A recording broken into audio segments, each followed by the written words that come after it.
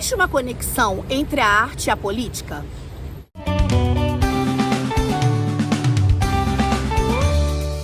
Eu sou a professora Ana Paula Santana, estou aqui no MASP, o Museu de Arte de São Paulo, para refletirmos sobre a importância de percebermos a conexão entre a arte e a política. Por meio da arte, o público pode desenvolver um olhar crítico em relação às situações políticas e sociais do país. Só apresentar uma problemática através da arte já é um ato político? Desde a antiguidade, a censura tentou calar os artistas. Obras foram queimadas, esculturas destruídas, músicas proibidas.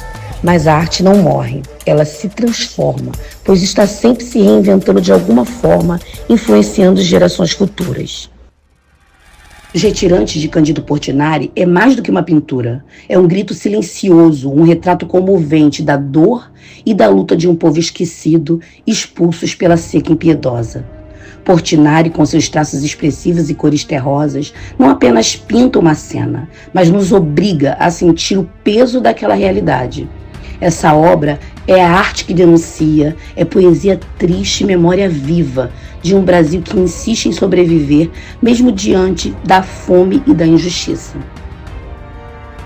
O Campo e o Contracampo, de Dora Longo Bahia, é um jogo de revelação e ocultamento. À frente, uma tela em branco, o silêncio, o vazio aparente. Com o título Presidente do MASP, Chateaubriand. Mas na verdade sem representá-lo. Portanto, no verso dos retratos brancos, o contracampo. Longo pintou cenas de embates entre policiais e manifestantes ocorridas nas proximidades das instituições culturais. Uma imagem que denuncia, que grita, que expõe o que muitos ignoram. Ficam os questionamentos. O que nos mostram e o que nos escondem. O que vemos e o que é invisibilizado. Banksy é um dos maiores exemplos de como a arte pode ser um ato político. Suas obras espalhadas pelo mundo denunciam temas como guerra, imigração, desigualdade e vigilância estatal.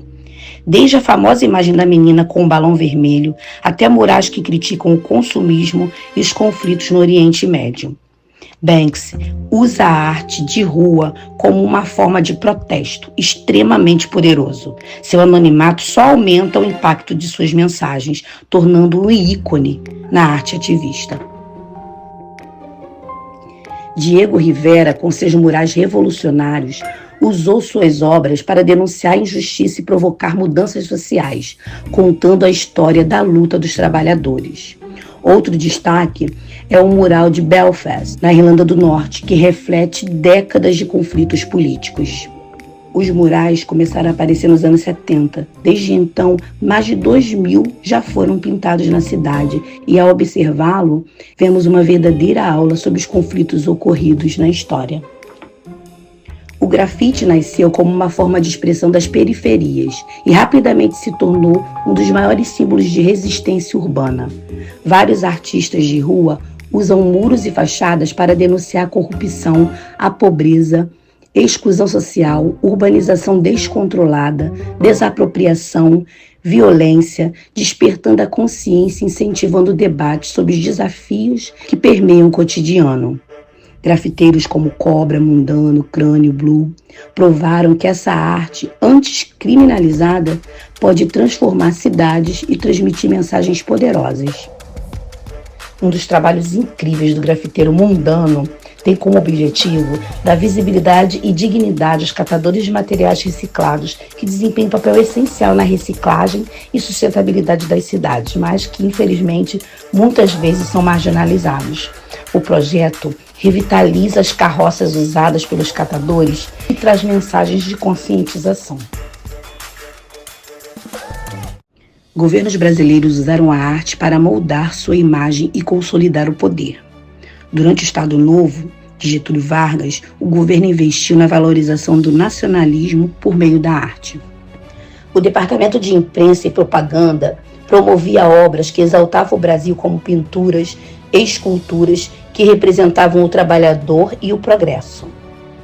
Cândido Portinari, pintor modernista brasileiro, um dos grandes nomes da arte nacional, ficou rotulado como pintor oficial de Getúlio Vargas, mas sua obra e seus ideais desafiavam o sistema na época, criticando a injustiça e retratando indígenas, operários, trabalhadores rurais, denunciando, na verdade, a exploração.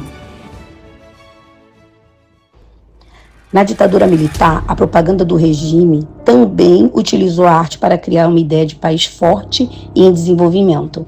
Hinos, cartazes e campanhas visuais ajudaram a reforçar a mensagem do governo, ao mesmo tempo em que censuravam artistas críticos ao sistema, formando uma frente de resistência ao autoritarismo na sociedade. Muitos artistas foram perseguidos por contestar o regime. O movimento da Tropicália, liderado por Caetano Veloso e Gilberto Gil, usou a música para criticar a censura e a opressão política.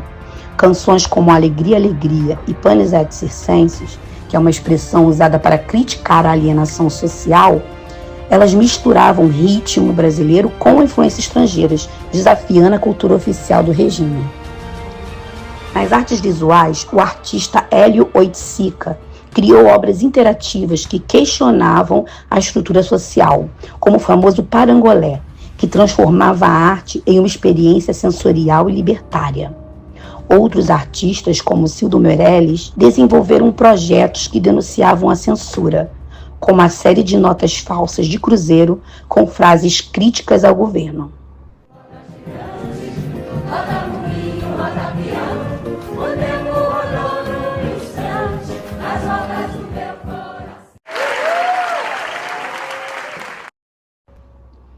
O Teatro de Arena e o Teatro Oficina produziram peças que criticavam a repressão, como Arena contra Zumbi, Gianfrancisco Guarnieri e Augusto Boal, que abordava a resistência dos quilombos.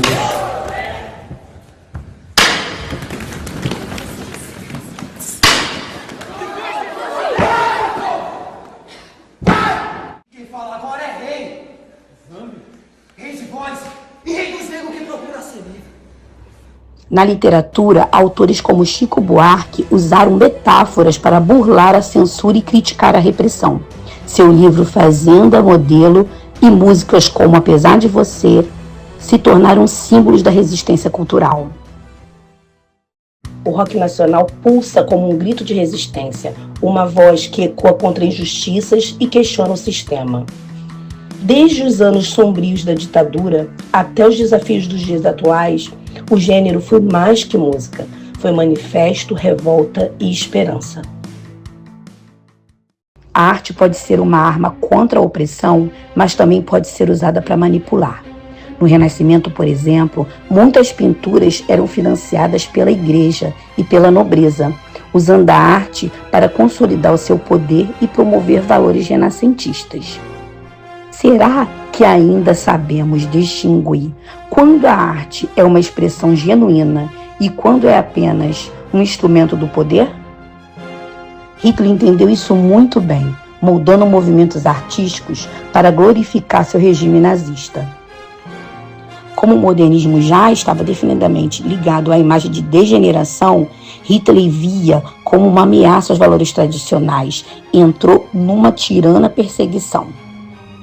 O regime nazista organizou a exposição Arte Degenerada, onde exibiu obras modernistas, ridicularizando-as e apresentando-as como símbolo de decadência moral, fraqueza e distorção cultural. Ao mesmo tempo, promoveu a arte acadêmica e realista como imagens heróicas e nacionalistas que exaltavam o regime.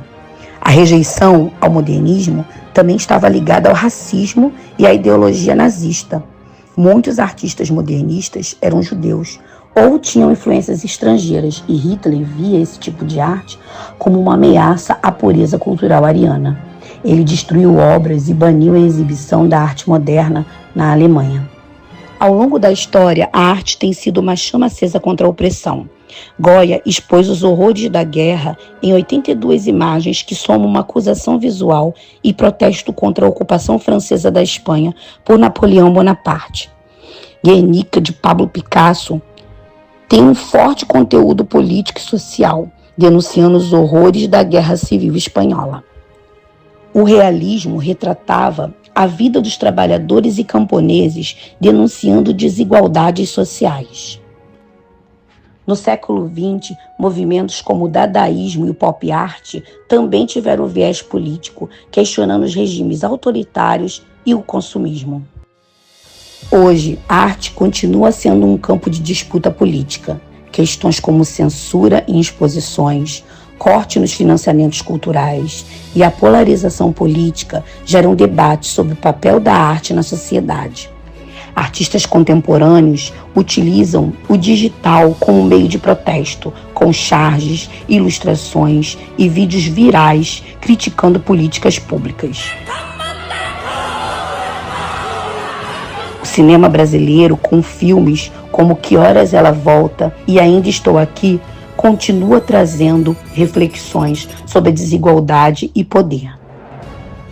O enredo de Ainda Estou Aqui aborda a luta de Eunice Paiva durante a ditadura militar no Brasil, especialmente após o desaparecimento de seu marido, o ex-deputado Rubens Paiva, retratado por Selton Mello. O filme fez história ao conquistar o prêmio de melhor filme internacional, sendo o primeiro filme brasileiro a receber essa honraria. Fernanda Torres também foi indicada na categoria de melhor atriz por sua magnífica interpretação de Eunice Paiva. Ainda Estou Aqui não apenas destaca a resiliência de Eunice Paiva, mas também reabre debates sobre a lei da anistia e os crimes cometidos durante a ditadura militar no Brasil, contribuindo para a reflexão sobre a importância da memória histórica e da justiça. As escolas de samba e a política sempre tiveram uma relação estreita no Brasil. Desde os primeiros desfiles no século XX, o carnaval tem sido uma forma de expressão cultural e também uma plataforma para discutir temas sociais e políticos.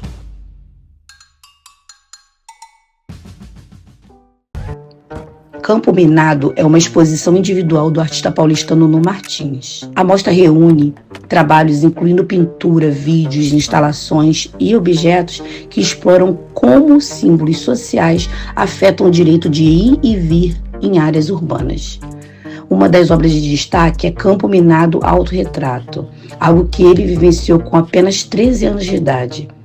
Retrata o artista de costas, com as mãos contra a parede, colocando o espectador na posição de policial. A obra aborda o racismo estrutural e a violência urbana, temas recorrentes na produção de Nuno Martins. Na obra Senhora Injustiça, no MASP, Nuno Martins denuncia o que chama de catracas sociais, impedimento para a circulação de pessoas negras e pobres pela cidade e pelos espaços culturais. Adibias Nascimento foi um importante intelectual, dramaturgo político, ativista e militante.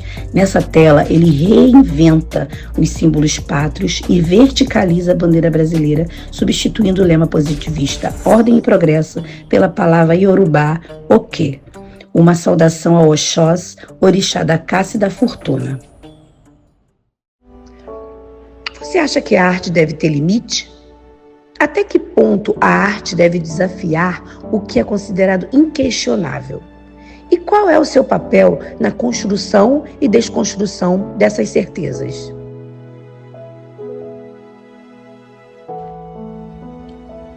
Mas por que muitas artes foram proibidas, queimadas, destruídas? Nós sabemos que a arte pode desafiar normas sociais e políticas, incluindo a crítica ao poder, que questionam governos, autoridades ou sistemas políticos e costumam ser censuradas por quê? Por representarem uma ameaça e podendo haver um grande impacto social incitando revoltas ou até mesmo mudanças sociais indesejadas pelo poder, né? Seja por meio da música, pintura, grafite, cinema, a arte sempre encontrará formas de resistir, expressar ideias e transformar a sociedade, despertando o respeito que faz aprender, descobrir e perceber a importância de buscar a justiça, o bem-estar social e a equidade na sociedade.